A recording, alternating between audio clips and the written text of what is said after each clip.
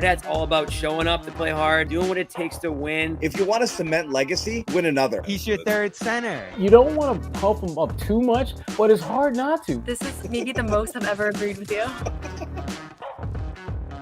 What's up, everyone? This is Noa Dalzell. I'm here with Bobby Manning. We did not make it onto the Garden Report today because everybody was taking so long to talk. What happened? It was just, first of all, there was 4 players talking post-game.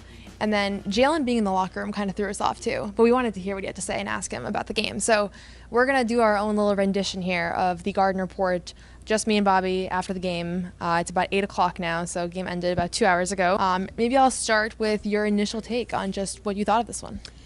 The game went the way I thought it would. Now, it didn't finish the way I thought it would. I actually thought the Magic would keep it going and stun the Celtics here. And you thought you had Celtics winning Magic winning game 1? Yeah, and that was my path to 6. Now that's looking a little shaky here. And I think this game might have. Usually, I don't feel like game 1s tell the full story of how a series is going to go, but this game actually looked pretty representative of what all these games might look like. Magic found that offensive rebounding edge early, played super physical, used that to build a halftime lead, and then once 3 started falling for the Celtics into the third and the pace turned up a little bit and they lost control of the pace of the game, things went against them in a pretty drastic way. And this one has me thinking, all right, this actually could be more like a Pacers-Celtics style 4 games, really difficult games, sweep, rather than the 6-game, tougher than many people thought series I predicted going in.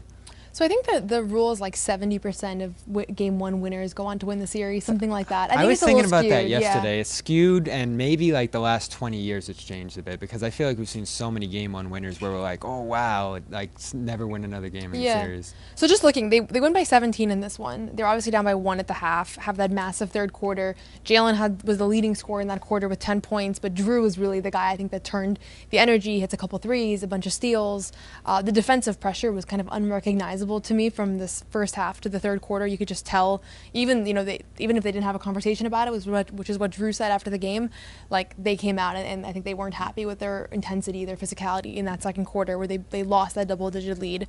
But I think when you think about it, they were getting outshot in the first half, which is going to be unusual. Paolo and Franz had, I think, 15 and 19 points, and Tatum and Brown combined for 12. And even still, it was a 1-point game. And so if you look at it from that perspective, I was kind of thinking at the half, like, nobody was feeling good in this building. The Garden was kind of like, hush. Everybody was kind of like, wait, is this going to be like a loss in game 1 here to open the playoffs?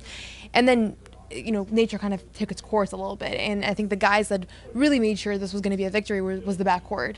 And that 3-guard rotation, like when they're all on top of their game, this team is like it's impossible to beat. White was the most important too, because he was the one who went going in the first half, and if he didn't score the way he did in the first half, find the threes, they only shot 16 threes in the first half. We expected that. The limitations that the Magic put on the 3-point line, they probably would have been down like 10 points at least. Yeah, for sure. And then, not to be like a broken record here, but Payton Pritchard too, because he had 11 points in the first 3 minutes checking into the game. He doesn't check in the first 10 minutes of the first quarter. I'm thinking to myself, like, is he about to not play the first quarter of this game, the first quarter of the playoffs after the year that he's had? Like, I understand there's rotation, there's matchup things, and Joe's going to kind of feel things out, but I had a feeling of like, is he just getting benched right now? And then he checks in with 2 minutes to go, hits a 3, starts the second quarter with that drawing a foul on a very broken possession, and he finishes with 19 points on 6 of 8 shooting in this one. Joe made sure to call out his defense, but between Derrick White's 30 points, Pritchard's 19, and then Drew kind of turning this game around defensively, like those are your guys that won this game ultimately. And obviously it's a full team effort, but if they're off tonight, like we're talking about what a disastrous game 1 this was, because Porzingis had a really tough game and Tatum and Brown weren't super effective, at least not to their standards. Yeah, and Pritchard found the cracks in the defense. I felt like there was a play, I think right before halftime, where after he hit a couple shots, after he hit that step through on Cole that sent this place into a frenzy, he drove and finally got the Magic defense to collapse. And we know they won't want to collapse. We know they don't want to give out the kick-out threes. And White, I don't know if he hit it or not. I think he might have actually missed it. But he got a wide-open 3 in the corner out of that. And it was like, all right, this is a different game now. He started to bend this defense a little bit. Tatum couldn't do it. Brown had moments early where it looked like he was going to be able to string together a great scoring game here. And he had a couple finishes that made you feel really good about how he looked physically early. But you didn't see the extra burst. I know he dunked at one point, but you didn't see him looking like the Jaylen Brown of old in this one, and maybe that was just because shots didn't fall or he didn't find a full rhythm. I think he talked about that a little bit, that he started slow and was just kind of watching to begin this one. But that was the story of this game, is the Stars just couldn't get it done. I was shocked Porzingis was almost a non-factor in this one. In fact, Joe took him out midway through the second and went with Cornet over him in the closing stretch before halftime. And that didn't work. That was actually probably the worst stretch of this game when they started trying some different stuff there in the second. But the way the Magic limited Tatum, Brown, Porzingis was really impressive in this one, as was the Celtics bench and Holiday's ability to pick them up in this one. Of course, White led the way with 30. I think there's always a question about like what are the deepest teams in the NBA, right? I think at their best, the Celtics are as deep as anybody. You have off the bench Payton Pritchard, Sam Hauser, who, by the way, Sam Hauser. Thunder, only one to compare. Yeah, Thunder are great. I'd have to think. I think the Pacers are pretty deep. I'd have to go through the list before I make that assertion. But you look at. First of all, Cavs are pretty deep. Pritchard outscored the entire Magic bench in this one single-handedly. I thought Sam Hauser had some great moments. He didn't have a big three-point shooting night. I don't even know if he hit a three, but he had some monster hustle plays, defensive plays. He had that block. He had I thought he just had a great energy about him in this game, and that's the kind of guy where you don't want him to just be a factor if he's hitting threes, and he really wasn't today. You have Al Horford coming off the bench. I mean, that's a guy that's a starting center, right? Like, he's been starting for them, I feel like, for the better part of the last 2 years. And then Luke. And so there's a lot of depth, and in this game, it was the other guys that won them the game. And honestly, I've said this before a million times, and it probably won't be true in a final series, but for the most part, this team is actually at their best when it's everybody else doing the dirty work. And Tatum and Brown can actually afford to be off sometimes. And they weren't terrible. Like, they still found a way to make an impact. But I thought Tatum missed a lot of shots that he normally makes, finishes at the rim. And then he was forced into some more tough ones than you would like. There was a mic'd up moment, I don't know if you saw, but Jaylen was telling him at the half, like, be more aggressive, like, be more physical. They make them. Yeah, Jaylen was telling Tatum, like, we gotta make them call these fouls, because there were a lot of, like, I thought the Magic got away with a lot of physicality, but there were a lot of moments where they didn't really sell the contact. They kind of avoided the contact, and I'm not even talking about flopping. I mean, like, they avoided the foul ultimately. Well, that's what I liked most about Brown's performance, is he crashed into Carter early. He embraced the contact there. He drew a charge at midcourt. Those are some signs early that he was in the game physically, even though he didn't have his best offensive night in this one. And I thought they handled the physicality of this game really well overall. And, three things that make you feel really good coming out of this one to me. They didn't foul at all. Like, free throws for the Magic in the first half. I looked up and said, Orlando's screwed if they're not going to be going to the free throw line in droves, and they weren't in this game. You had a feeling that the Celtics were going to come into this series saying, let's just not foul at all, make them shoot. They hit threes in this game, Orlando did. And I don't know if that's going to happen consistently throughout the series, because as we know, there's the worst three-point shooting team in the league here. And the guys who came through were guys I was really worried about in this series. Pritchard didn't play well against this team during the year. White really struggled against this team during the season. And the fact that they were able to generate good threes. They didn't generate a lot of threes, but the ones they generated were so good. Open looks, rhythm, passing, all of that. And that led them to shooting like 43, 44% in the first half from three. So it was hard. We knew it was going to be hard. We knew this was a difficult matchup. I really played that up. I don't know if the Magic have enough to actually finish games. The bench difference you mentioned there was pretty substantial, eye-opening. Where was Cole Anthony? I was waiting for Cole Anthony to do something. Yeah, Anthony Black was a awful. non-factor. Corey Joseph got in the foul trouble, so Black had to play even more. And Paolo, bless him, he carried some enormous weight in this one. Hit tough shots. Felt like he took the shots the Celtics wanted him to, and he just kept hitting them. Yeah. So he's ready to battle here. I thought Wagner was pretty good too. Those two guys are going to have, like I said this before, but they're going to have big-time performances here. And for the most part, they did. And it was just not enough. This was a game of the supporting cast. And these two supporting casts are night and day from one another as far as their experience, as far as their skill level and ability. And it's not going to always be the way it was tonight. Like you said, they hit their open threes. But I would bet on it in a series that this is going to be the outcome if you play this out multiple times. Well, the biggest concern I had on top of everything else, and I heard you and your dad talking about it, is the biggest disagreement I had from the pod. They're going to come out of this series banged up, and it happened tonight. It's probably going to happen again later in this series. The Magic fouled them hard all night, and then, what was it, the fourth quarter, Tatum takes a hard foul from Kentavious Caldwell-Pope. Flagrant. Celtics didn't think much of it. It was a hard foul, but it wasn't a dirty foul according to Holiday. And, Al was a little angry about it. He didn't talk after the game, but it looked like he was upset about it. Tatum looked like he banged up his wrist pretty badly there. Yeah, and this, he's dealt with wrist things throughout his career, so I feel like everybody hears Tatum and wrist, and it's like automatic antennas up. I don't know if this is going to be a factor. He said afterwards, I felt like his update was pretty positive. He said that it was an initial pain, and it kind of went away, and he did an X-ray. Maybe, yeah. I think, I will say, we're not used to seeing him in pain because he doesn't get injured that often, but he really reacted to that ankle injury. Maybe it's a shift so you get some sympathy from the refs. Maybe. You are selling, in those kinds of plays, you are selling the flagrant a little bit. I don't think he was faking it, but you are, sometimes you go back and you look at those kinds of plays and you're like, that guy looked like he was, on death row, and then you realize, okay. So he did get a wrap on it. He left the game before the game even ended, and he got right out of there so he could go take an X-ray, it looked like, according to ESPN there. And he said it came back clean after the game. So he definitely looked like he was in some discomfort coming off the court.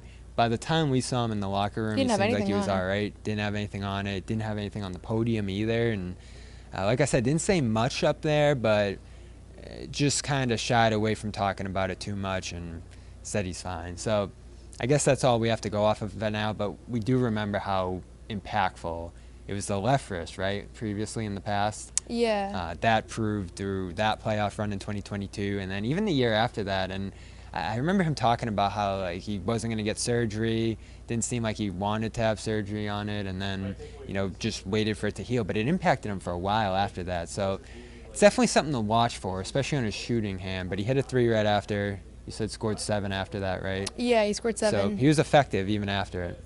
Yeah, I think probably crisis averted. To your point about this being a physical team, I think there's something to it. Definitely there are teams that are going to foul you less. There are teams that you're probably going to walk away more scot-free. But broke his ribs against his team last year, although that was Mo Wagner, right? Banging him. But I'm just going to say, I watched this Knicks-Pistons game yesterday. That's the only game I watched in full, and it felt like every play somebody was on the floor in that game. I was watching the game, I was wincing. Pistons are the same deal. Yeah, I think a lot of teams in the playoffs are physical, and that's why they're here. And so maybe the Magic, if you had to rank the scale, if they're playing Miami, I also feel like there's an injury risk. That's an aggressive team. I said it because they foul more than anyone. Yeah. So I think that leads to more contact, and we've just seen it against this team in the past. They're willing to send you to the floor. They're willing to. And there was a moment with, I don't know if you saw, Pritchard got kicked. I forget who kicked him, but he got kicked in the right quad, and looked to be in a little bit of pain. It might have been Cole Anthony, but it's a factor. I just think as far as long-term risk, it's always the non-contact plays that I'm afraid of. That was your point. That was more what I was saying, but I think you're right. If they play the Hawks today, I think probably people are feeling a little less bruised up right now. They'd be much safer. They'll be a little safer. So it's a spectrum, but. Yeah, this is a physical team. I think they matched it for the most part. Second half especially, I thought the defense. Porzingis had 4 steals. I know we can talk about his offensive performance, but I feel like he woke up a little bit defensively too, just being a little bit more active in the passing lanes. He has that length. That's not something that you see him do a lot, but he kind of turned that up, and they weren't really adjusting to the fact that he was intercepting passes. There was a stretch there in the third where Paolo tried to make this ridiculous entry pass to Isaac. I don't even know what he was trying to do there, and Porzingis poked it away, and that got Holiday going for some of those transition threes that finally got the Celtics shooting the amount of threes that they wanted to at the start of the third there. So I feel like the Magic blew it there. The turnovers they committed were ridiculous. I know the Celtics going into this series were probably going to try to scheme up some stuff to force them into those, but I felt like in this game they were just throwing the ball away, and the Celtics just kept taking it. Porzingis had those opportunities. Holiday was super active, I felt like. Defensively, he changed the game in that third quarter stretch there, and then the way he pushed the pace. Jaylen couldn't do it in this game or didn't have the opportunities to do it. He was usually the guy you would look at with that, or Pritchard maybe. Holiday took the ball in that early third stretch there, and the second transition 3 they hit I thought was so important because they just weren't shooting threes. They couldn't find them. The pace was too slow for them to be able to create them. And even though you don't always love to shoot threes in transition, it was the right call in this game. Yeah, and Holiday loves that transition 3. Yeah, he does. Sometimes it feels a little ill-advised, but I think that it's literally the play that gets him going, and it's one of those things where if you want to get Holiday going, that's what makes him feel good. That's what makes him now hit the catch and shoot 3. He likes that play a lot, and he had two big ones in this third. Pritchard's the guy when we were talking about pace. I thought that he did a great job with. He was awesome. I thought he was sick. And in this game. He loves playing fast. That's his preferred way to play. We've seen it all year, and in a game like today, and I think Drew said it after the game, when you play against really good defenses, you want to go fast. You don't want to let them set up, and he's going to be an important piece to all of this. He's going to be an important component to just making sure that they're able to break down that defense, and he showed them how to do it today. I think they're going to probably adjust to him a little bit next time and do a better job of kind of breaking that down. Game Time is the best way to buy tickets to basketball games, to concerts, all sporting events. We're in the middle of the NBA playoffs. You can go and download Game Time, look through the ticket options. You can see how much tickets cost for the game. You can see what the seat view is going to look like, so you don't have to worry about like getting a seat that's obstructed or you're behind the basket. You can actually look exactly at the seat from the point of view. And my favorite part of Game Time is that there is no extra fees at the end. So I can look at the prices. I can see right now it's about $150 for game one. That's that. There's not going to be any hidden fees, taxes, anything like that. That is the final price that you pay, and therefore you can ensure that you're getting the best deal. There is a lowest price guarantee, or Game Time will credit you 110% of the difference. And there's all-in pricing. Game ticket coverage ensures that your purchase is covered with the most flexible customer service policy in the ticketing industry.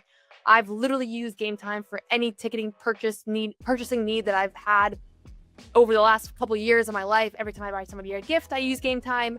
And right now, you can download the Game Time app, create an account, and use code CLNS for $20 off your first purchase. Terms apply. Again, create an account and redeem code CLNS for $20 off. Download Game Time today. What time is it? Game Time. All right, did anything surprise you from this one? No huge surprise. Honestly, I thought Jaylen looked a little better than I expected. He definitely wasn't perfect, but compared to how he looked right before, last time we saw him was in Madison Square Garden. He was moving a lot better, and that's my reference point. I haven't seen him in practice this week. We're hearing about stuff, but from just watching him, he looked better than I remembered. The big question that I had was, is he going to be a plus for this team, or are we going to have an uncomfortable moment of like, is this guy potentially hurting them, and does he need to, do we need to make space for somebody else? I thought he was a definitive plus today. He made some plays defensively, he made some plays offensively. I thought he came out aggressive from the gate. He said that it was a feel out for him. He hasn't played in a couple weeks. He had to get things adjusted, but I feel more optimistic about what's to come for him, and probably if I had to guess like where I thought he was going to be today, I thought that he was moved a little bit better than I expected. I was waiting for the 30 points. It almost felt inevitable. I know. I thought he might in this game, so it fell below that standard for me, but he didn't look limited. He didn't look like he was ailing at all. My biggest surprise from this one, of course, was the lack of Luke. I thought this was a series for him. Maybe it will be. I still think there'll be some opportunities for him in there, but they got away from that pretty quickly. They wanted to play smaller down the stretch, it looked like. As you mentioned, we saw more Pritchard and some of those guard-heavy lineups later in this game, and they didn't do as much of the Luke Porzingis, Luke Al stuff after that second quarter stretch there. And I thought they were trying some stuff midway through the second. You saw some zone that didn't go over great either. So the lack of Luke did surprise me a little bit, because I felt like he was going to come out here and have like 15, 20 minutes per game maybe in this series if he was going to recreate some of that regular season magic with Tatum. But at least through the first go-around, didn't work. And you do see how awkward it is in a playoff setting to try to get him some extra minutes, because I think that's why they went to him midway through the second, or they didn't like the way the Magic were guarding Porzingis. And that was inevitable too, right? Them trying to disrupt Porzingis and put a wing on him and make it so that he couldn't put the big on Tatum and do all that sort of stuff there. So I feel like that's something that could surprise me going forward in the series too, as a more limited Porzingis. This is a tough Porzingis matchup. We didn't go through player by player, but I wasn't overly surprised at his struggles. I mean, they're probably a little worse than I expected, and I'm sure he'll adjust and find a way to be more impactful. He wasn't really strong with the ball in the first half. There were a lot of loose balls that he kind of just let go, and that's kind of unusual for him, so he's going to have to be better for them. But, this was the kind of game that reminded me of what I've said before a bunch of times. Like, this team has the margin of error in most series to have 2-3 guys struggle as long as everybody else is fine. And this was the kind of game where Tatum was not efficient, Jaylen still kind of working his way back in, Porzingis really had a tough one, and they won by 17. And the Magic played fine. Paolo and Franz had good games, they shot well, so it wasn't like they had a disaster game on their end. They just have enough. They just have enough right now, and the Magic don't, and it's going to be really hard for them to find a way to overcome that. I mean, Derrick White, I thought 30 points for him. We felt the way for a couple of years now, where when he's at his best, this team is at their best. And I was thinking, there was moments where we were thinking about that stretch where he just did not look right, and this team was losing games every other night, and we were like, what is wrong with this team? And you can't attribute it to just one guy, but if I was going to, it was Derrick. He was the main guy that was playing so differently than how we're accustomed to, and he hits big-time shots. There's not a category for this, but every time the Magic had a little bit of momentum, he hits a three, he makes a big play, and like it's clutch plays that are happening in the first, second, third quarter, and he's the master of them, and that was the game tonight. I don't know if he's not going to have 5 30-point games here, but if he's able to maintain like that level of offensive rhythm and production, like it's okay if Tatum continues to struggle because they're putting so much attention on him. And if Derrick's the odd man out, like he's shown what he's capable of. So I wouldn't say it was a surprise, but because we know that he's capable of putting together these kinds of performances. But that was my big takeaway from today, is that when he's playing like this, it's just, this team is impossible. And he really got things going for them in the first half and just kind of maintained it throughout. Yeah, when you think of the backcourt in general, the USA combo, their collective impact together, I feel like we haven't seen a game from both of them like this at the same time, whether due to rest or Holiday's ups and downs this year. And it did feel likely that he was going to flip a switch going into the playoffs, Holiday, and whether it was the amount of time he spent on Paolo in this one or the stretches we talked about earlier, that makes you feel really good about them right now too, is that he has that in his bag. He's capable of taking on those matchups again. I feel like we haven't seen him on Paolo-like matchups for a lot of this regular season. Again, a lot of that was probably just management. Jaylen said that too. You know, the regular season, you guys overvalue it sometimes, and you know there's a difference in the playoffs. And I think for guys like Horford, who we've talked about at length, flipping that switch, Holiday's probably in a similar place now where it's like, we won the championship last year. I'm not feeling my best. I'm going to save this for the playoffs. And then there's just a different level of intensity, minutes, and even roles that he can tap into here on this team. Shout out to our sponsor, Prize Picks. Guys, download the app today and use the code CLNS to get $50 instantly when you play your first $5 lineup. Again, that's the code CLNS to get $50 instantly when you play your first $5 lineup. Prize Picks, run your game. What do you think of the crowd in this one? Oh, crowd was awesome. Crowd was Much awesome. better than the Heat one last year. Much better. I think the crowd has been really good all year, honestly. Better than last year.